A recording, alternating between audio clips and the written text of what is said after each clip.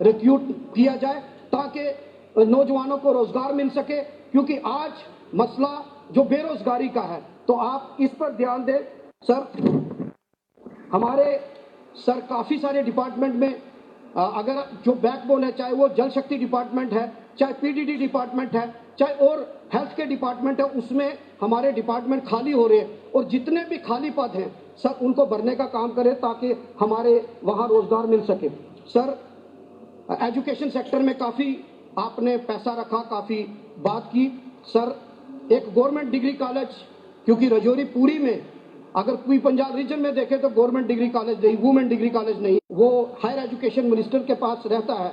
तो मैं कहूँगा कि उसके एम्प्लॉयज़ जो हैं 4-4 महीने उनको सैलरी नहीं मिली, तो मैं सरकार से अपील करूँगा कि उस यूनिवर्सिटी को, क्योंकि रजौरी पुश ट्राइबल पूरे हैं, 95% लोग ट्राइबल हैं, अगर बाबा गुलाम शाह बादशाह यूनिवर्सिटी को ट्राइबल यूनिवर्सिटी का स्टेटस मिल जाए और जितने भी वहाँ के एफिलेटेड कॉलेजेस हैं उनको, रजौरी पुंछ के कॉलेजेस हैं उनको बाबा गुलाम शाह बादशाह गवर्नमेंट कॉलेजेस को उस यूनिवर्सिटी के साथ एफिलेट करे, तो ये भी सर फायदा होगा। मैं सर लास्ट में एक बात को से रोकेंगी चीफ मिनिस्टर साहब के लिए कि कैंचियां क्या खाक आपको उड़ने से रोकेंगी, आप पंखों से नहीं हौसले से उड़ा करते हैं। बहुत बहुत शुक्रिया। डॉक्टर रामेश्वर जी। लेकिन बनी की बर्फ आज तक दिखाई नहीं दी। आपके माध्यम से मैं सीएम साहब का शुक्रिया अदा करना चाहूँगा कि कल वहाँ पे एक विंटर स्पोर्ट्स फेस्टिवल का सरथन में किया गया और इतना शानदार फेस्टिवल हुआ कि हज़ारों लाखों की तादाद में वहाँ पे लोग आए। इतना बड़ा प्रोग्राम आज तक बनी की हिस्ट्री में कभी नहीं हुआ। सरथल को प्रमोट करने के लिए, बनी को प्रमोट करने के लिए जिस तरीके से सीएम साहब का विजन है, मैं उसके लिए पूरे बनी वासियों की तरफ से सीएम साहब का शुक्रिया अदा करना चाहता हूँ। और इसके साथ साथ जो बजट में सर चीज़ें आई हैं, वो आम लोगों, गरीब आदमी को देख के ये बजट बनाया गया है। चाहे वो आज तक किसी भी गरीब तबके को उसकी जाति, उसके धर्म के नाम से तोला गया, लेकिन गरीबी किसी की जात और धर्म देख के नहीं आती।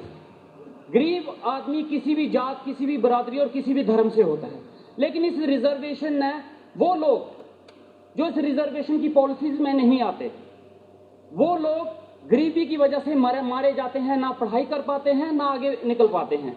क्यों? क्योंकि उस कैटेगरी में नहीं आते। लेकिन सीएम साहब की एक पहल है जिसमें गरीब तबके के बच्चे, चाहे वो स्कूल में है, चाहे कॉलेजेस में है, उनको फ्री एजुकेशन देने का वादा किया गया है। मैं इसके लिए उनका स्वागत करता हूं, जिन्होंने बिना जात और धर्म देखे गरीब बच्चे को पढ़ाने का वादा किया है और उनको फ्री एजुकेशन देने का वादा किया है। उसके लिए मैं सीएम साहब का शुक्रिया अदा करना चाहता हूँ। इसके साथ साथ 6 सिलेंडर जो सीएम साहब ने अनाउंस किए हैं गरीब तबके के लिए, मैं उसके लिए सीएम साहब का शुक्रिया अदा करना चाहता हूँ। ऑर्फन बच्चे, उनके लिए 4000 की जो बात की गई है, ये काबिल तारीफ है और वेलकम स्टेप है सीएम साहब की तरफ से। मैं इनके लिए शुक्रिया अदा करना चाहता हूँ। हमारे सर पहाड़ी इलाके में गवर्नमेंट एम्प्लॉइज आना नहीं चाहते। दूर दराज के इलाके हैं, पहाड़ी इलाके हैं, कई इलाके ऐसे हैं जहाँ पैदल भी चलना पड़ता है, तो गवर्नमेंट एम्प्लॉइज वहाँ पे आना प्रेफर नहीं करते। कईयों की ट्रांसफर होती है तो वो मॉडिफिकेशन करके चले जाते हैं। लेकिन एक पहल की गई है उन लोगों को वहाँ पहुँचाने के लिए हिली एरिया अलाउंसेस के तौर पे, कि वो लोग जो वहाँ पे जाएंगे उनको अलग से इंसेंटिव दिया जाएगा। मुझे लगता है अब इसकी वजह से लोग वहाँ पे आएंगे, गवर्नमेंट एम्प्लॉय वहाँ पे आएंगे। हमारे स्कूल और हॉस्पिटल में जो वैकेंसीज हैं शायद इस कोशिश से वो भरी जाएंगी। मैं इसके लिए सीएम साहब का शुक्रिया अदा करना चाहता हूँ। इसके साथ साथ सर हमारे बनी की और हमारे मेरे बड़े भाई साहब मलकोटिया साहब ने यहाँ पे बात की, दोस्ती निभाई उन्होंने। वो एनसी सरकार के साथ एक दोस्ती का रिश्ता बता रहे थे कि मैं दोस्ती के नाते वो चीजें गिनाता हूं कि सीएम साहब आगे आने वाले वक्त में फिर से सीएम बने, ये एनसी सरकार फिर आगे आए, तो जनाब वो इससे साफ मंशा जाहिर होती है कि मलकोटिया साहब का दिल यहाँ पे है। वो ऐसे शरीरी तौर पे वहां पे है, लेकिन दिल उनका यहाँ पे है और वो चाहते हैं कि एनसी, और मैं चाहता हूँ कि सर छोड़िए वहां आ जाइए, यहाँ पे भी मैं भी यहाँ पे हूँ, आप भी यहाँ पे आए तो मिलके तरक्की करेंगे। कोई जहां तक मस्ती की बात की इन्होंने सर, पीडीपी और बीजेपी का अलायंस हुआ, पीडीपी और विचारधारा के अलग जाके, दोनों की विचारधारा अलग, और इलेक्शन से पहले बीजेपी ने पीडीपी को लोगों को ऐसे दिखाया कि ये सबसे बड़े मिलिटेंट हैं, पाकिस्तान की बात करने वाले हैं, पाकिस्तान का झंडा उठाते हैं, ये सरकार में आ गए तो देश को बर्बाद कर देंगे। लास्ट में सरकार उन्हीं के साथ बना ली, उन्हीं के साथ बैठ के कवे पिए, उनके साथ बैठ के शाल डाले गए, उनके साथ बड़े बड़े रिश्ते निभाए गए, वो विचारधारा कहां गई? जिस विचारधारा की ये बात करते हैं, सरकार के लिए, सत्ता के लिए, कुर्सी के लिए, वो विचारधारा इन्होंने छोड़ दी। और आज ये विचारधारा की बात करते हैं। जनाब, विचारधारा की बात आपके मुंह से शोभा नहीं देती। अगर आप उस वक्त जाके अलायंस कर सकते हैं तो आप कुर्सी के लिए कुछ भी कर सकते हैं। आप कुर्सी के लिए अपनी विचारधारा छोड़ सकते हैं, आप सरकार बनाने के लिए अपनी विचारधारा को तोड़ के कुछ भी कर सकते हैं। और कहते हैं खरबूजे को देख के खरबूजा रंग पकड़ता है। मेरे आसपास जो खरबूजे हैं ना, उन्हीं का रंग मेरे पे भी चढ़ा है सर। इन्होंने अलायंस किया, मैंने सोचा मैं भी कर लेता हूं। इनको अलायंस करके जो मिला मैंने सोचा मैं भी देख लेता हूं।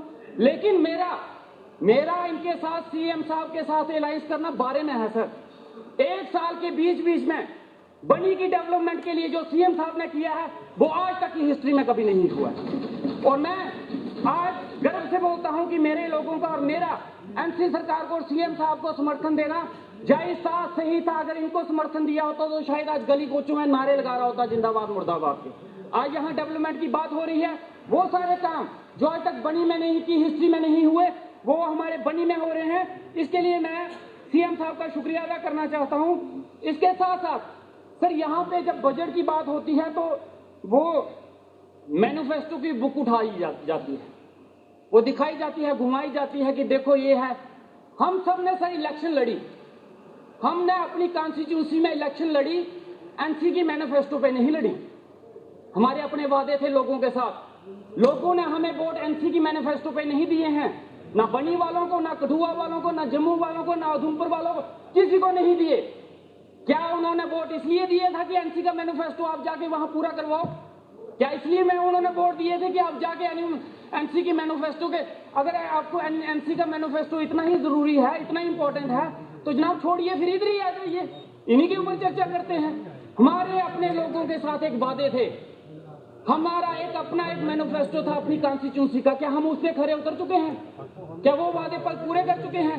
मैनिफेस्टो की जब बात की जाती है तो 2 करोड़ नौकरियों की 1 साल में, हर साल 2 करोड़, वो पूरा हो गया? काला धन लाने की बात हुई, कहां गया वो काला धन? कहां आया वो काला धन? स्विस बैंकों की बात की गई, इतना पैसा वहां पड़ा है, वो आएगा, कितना आया वहां पे हिंदुस्तान में? काला धन छोड़ो, जो सफेद धन था वो भी बाहर चला गया, लूट के चले गए यहां से, वो भी आज तक वापस नहीं आ पाया। विजय माल्या 9,000 करोड़ यहां से लेके भाग गया। बाहर वाला लाना तो दूर की बात, अंदर वाला नहीं बचा पाए, अंदर वाला भी नहीं रोक पाए। यहां पे नीलम मोदी, कितने नाम गिनाए जनाब? बाहर वाला छोड़ो, यहां वाला बचा लो। बाहर वाला नहीं चाहिए हमें, वो काला धन छोड़ दो। जो सफेद धन हमारे गरीबों का है, जो हमारे खून पसीने की कमाई बैंकों में पड़ी है, उसको बचा लोगे, हम सोच लेंगे आपने बहुत कुछ कर दिया, वो हो गया। उसके साथ साथ यहां पे वादा किया गया, बीजेपी आएगी तो महंगाई पे बार होगी, बीजेपी आएगी तो पेट्रोल के दाम कम होंगे। कितने कम हुए? कितनी महंगाई कम हुई? बीजेपी आएगी तो ड्रग्स को रोक दिया जाएगा। कितना रुका? कितने रोकने में कामयाब हुए ये लोग? ये दूसरों की मैनिफेस्टो की बात करते हैं, कभी खोल के अपना भी देख लेंगे तो पता चल जाएगा कि इन्होंने कितना किया और ये किसकी बात कर रहे हैं। इसके साथ साथ हर बार इलेक्शन में बीजेपी कश्मीर घर वापसी की बात करते हैं। कितने घर वापस किए इन्होंने? ये भी तो सत्ता में रहे। कितने कश्मीरियों को इन्होंने वापस किया वहां पे? कितने कश्मीरियों को बसाया वहां पे? इनके टाइम में जब इनकी सरकार रही, कश्मीरियों की टारगेट किलिंग हुई। वहां पे गवर्नमेंट एम्प्लॉय जो कश्मीरी थे, यहां जीवन में, प्रेस क्लब में 6-7 महीने प्रोटेस्ट पे रहे। किस लिए?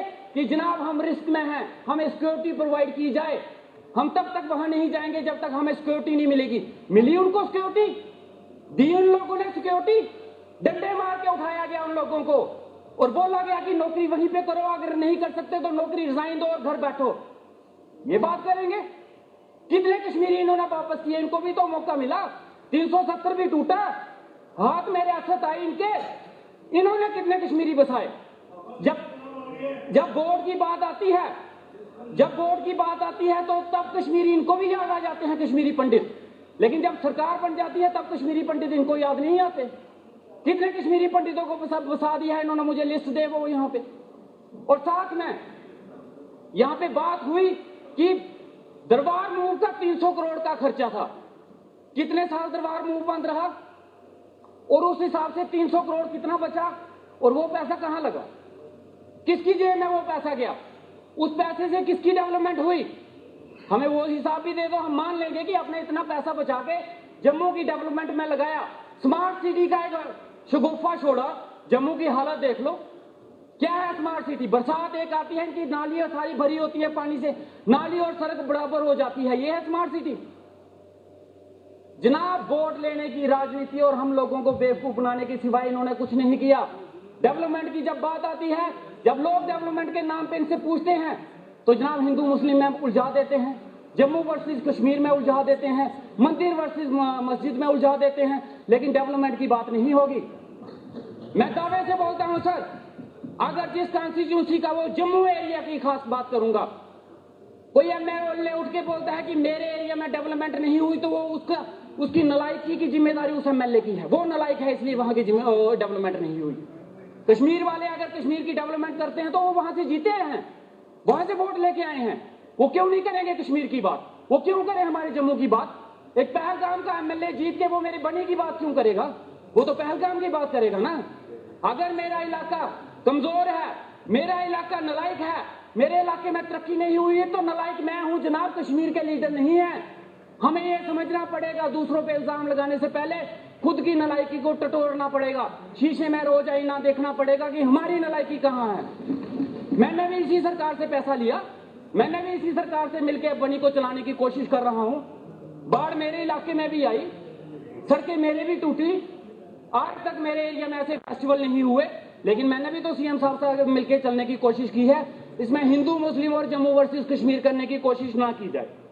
इसके साथ साथ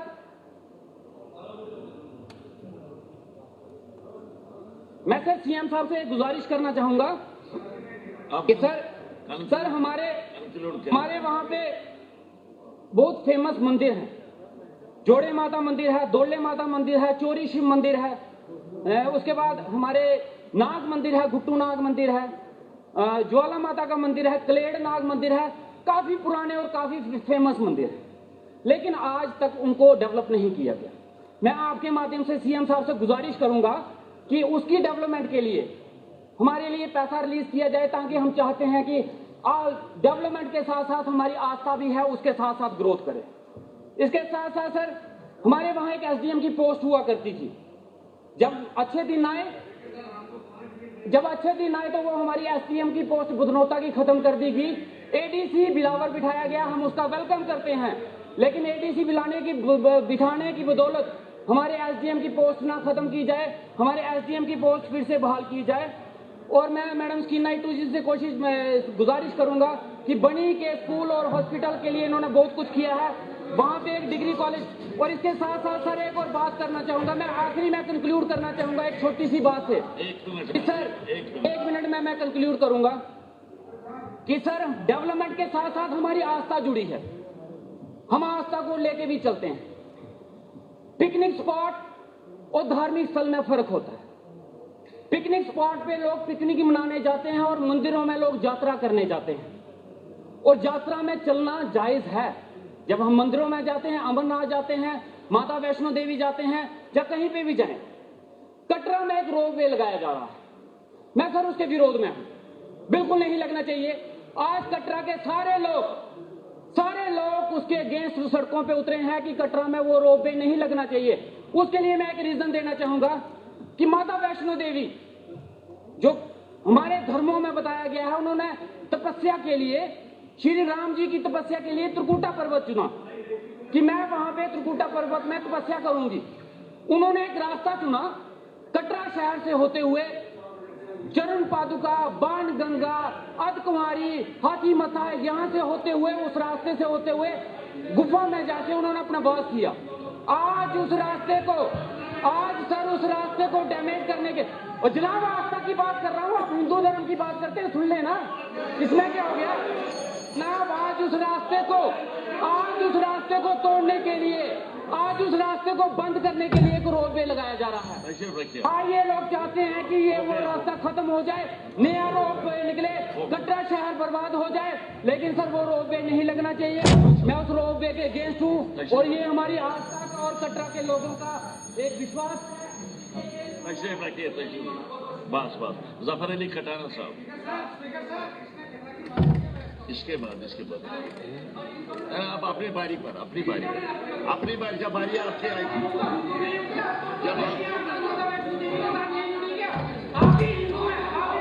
मैं उसका उत्तर जरूर दे दूंगा।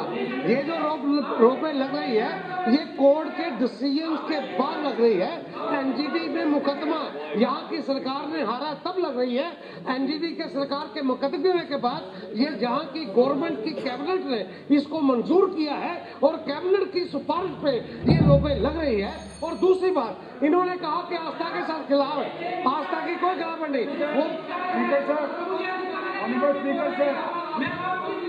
ऑनरेबल स्पीकर सर, जारी रहेगा। ऑनरेबल स्पीकर सर, एक मिनट सर, एक तो माता वैष्णो देवी किसी एक धर्म की नहीं है, वहाँ हर कौम के लोग जाते हैं। और ये कहें कि सिर्फ वहाँ इनकी जिम्मेवारी है, इनकी जिम्मेवारी नहीं, हम सबकी जिम्मेवारी है। मैं खुद भी सुनिए, अब सुन लो भाई, हम आपके बीच में नहीं बोले। अब जहां तक ताल्लुक है, इन्होंने कहा कि यहाँ की कैबिनेट ने पास किया है। सर, कैबिनेट ने कोई पास नहीं किया हुआ, ऐसा कोई डिसीजन नहीं। मैं खुद कटरा गया था जब वो प्रोटेस्ट हुई थी, कल फिर दोबारा प्रोटेस्ट वहां पे हुई है। अगर हम तो ये कहते हैं सर, अगर लोग नहीं चाहते माता वैष्णो देवी में, अगर वहां का दुकानदार वहां, हाँ तो